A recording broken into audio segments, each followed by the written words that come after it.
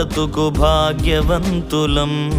ఇది మన దేశము, మన మాతృదేశము.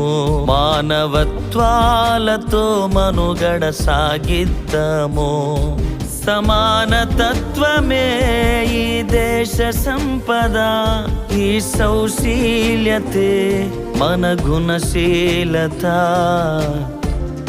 ఓ భావి భారత,